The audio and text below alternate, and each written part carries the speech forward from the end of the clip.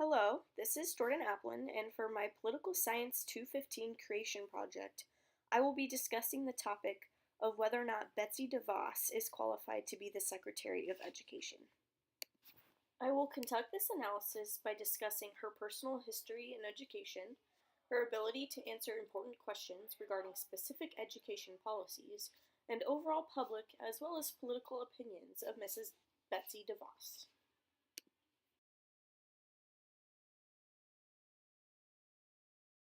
I will start my analysis by discussing the history that Betsy DeVos has in education. She graduated from Holland Christian High School, and she has a Bachelor's of Arts degree from Calvin College in Grand Rapids, Michigan. Now, both of these schools that she attended were private schools with religious affiliations. It is also important to add that Betsy's children also attended private schools. Not only did her children attend private schools, but Betsy and her children have never had to take out any loans or financial assistance. When asked by Senator Bernie Sanders if she had any experience with financial aid, her response was no. According to the Betsy DeVos website, upon graduating, Betsy has served a variety of roles. She has been the chairman for the American Federation for Children. She has been a part of many charities and nonprofit organizations, and she's an entrepreneur. Betsy and her husband Dick founded the WinQuest Group, where she served as the chairman. This group was founded to invest in family companies that provide services, products that they believe make the world better. Now that we've covered Betsy's personal history with education and her career, it is now time for us to analyze her actual views on our current education policies. When Betsy was asked about her opinions on the Common Core, she said that she has been in organizations that have been a part and supported Common Core, but that is not her position. Sometimes it's not just students who need to do their homework. However, along the way, it got turned into a federalized boondoggle. A boondoggle means work or activity that is wasteful or pointless, but gives the appearance of having value. Now, I found these indirect and direct responses from Mrs. Betsy DeVos to be interesting in a variety of ways. First of all, the Secretary of Education should be able to answer questions outright and thoroughly, especially when they're listed on her own personal website. If she is asked about Common Core and she chooses to call it a boondoggle, I believe that she should be able to support her reasoning and tell us why she believes that it is such a useless thing. On her website, she was also asked the question, "What are your thoughts regarding specific education policies?" Part of her answer was, "Out of respect for the United States Senate, it is most appropriate for me to defer expounding on specifics until they begin their confirmation process." Now, considering that she is the Secretary of Education, I personally believe that she should be able to answer questions regarding specific education policies. If our own Secretary of Education is unable to answer these questions for us, how are we to gauge whether or not she is qualified? Now, it's only fair to mention that Betsy DeVos is not the first Secretary of Education that has not had any real-life, hands-on experience in a K-12 classroom. According to the New York Times Online, Shirley Hufstedler and William J. Bennett were also secretaries of education that did not necessarily have any hands-on experience in the classroom. However, these nominees were still confirmed with bipartisan support. Although Betsy is not the first Secretary of Education without hands-on experience in the classroom, we should not accept this as an excuse. Considering this position affects our children and the future of our country, we must ensure that the most qualified leaders serve such an important role. Let's take a look at what fellow Republicans and politicians have to say about Betsy DeVos. Well, when we look at how Betsy was voted on in the Senate, we see that 50 Republicans voted for her, but 46 Democrats, 2 Republicans, and 2 independents voted against her, this causing Mike Pence to have to break the 50-50 tie. This concerns me.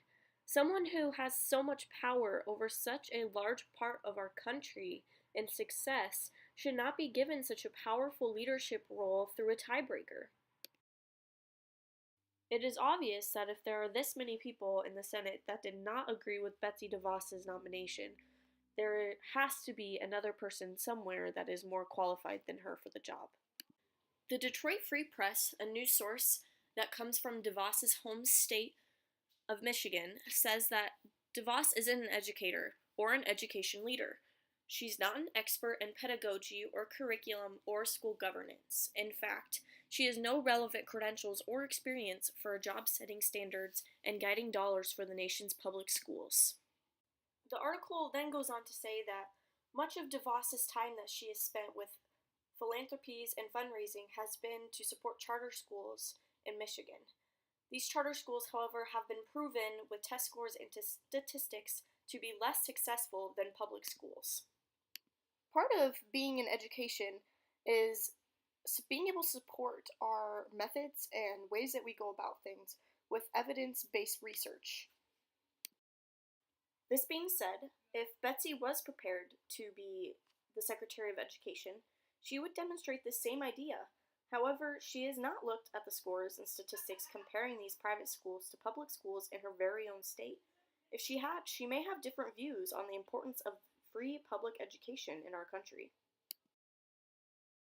Much of her unpopularity has stemmed from her statements about how she believes parents should have more freedom about where their children attend school. Although her statements seem positive, and equality of opportunity is a good thing, her way of going about achieving her goals would be to cut spending to public school districts as well as cut the salaries of public school district employees. Not to mention, when Betsy was asked by the Senate about how she would protect the rights of special needs students in private and charter schools, she was unable to answer their questions. Once again, her inability to answer questions about specific policies in education is concerning, especially considering it affects so many students, children, parents, and families around the country. Overall, my research and findings on Betsy DeVos have truly made me question whether or not she is qualified for such a prestigious position. I have come to the conclusion that she is absolutely not qualified to fill this position. I can support my reasoning in a variety of ways that I have shown in the video so far. First, her primary responses to a variety of questions on education, as well as her inability to answer these questions, is not acceptable from someone who is responsible for our nation's education. She must be able to talk the talk and walk the walk if she wants to be respected by educators and other political figures. Second, she has never attended a public school or been exposed to one in her immediate family. This is a concern because she cannot relate to a majority of citizens living in the United States that attend or who have children that attend public schools. Although she believes that public education is not the best option, this goes against the opinions of many Americans. It is important that these Americans are able to feel protected and helped by their Secretary of Education. Her inability to relate to public education makes her unqualified, considering how much of her job will be making decisions about public education as well as funding. Third, she has no degree that relates to education. How can we trust someone to make important decisions for the future of our nation if they have no degree in what they specialize in, as well as have never had first-hand experience in teaching? Not to mention, she has had no documented experience with special needs children. This is also concerning because these children need to be equally as protected by someone who believes in giving them the same opportunities as every other student in the classroom. In conclusion, in a nation that strives for an advanced education system, Betsy DeVos is not the right person to serve as our Secretary of Education. Although she does believe that all students should have equal access to a good education, her lack of experience prevents her from being able to make this happen. I hope you've enjoyed this video, and thanks for watching.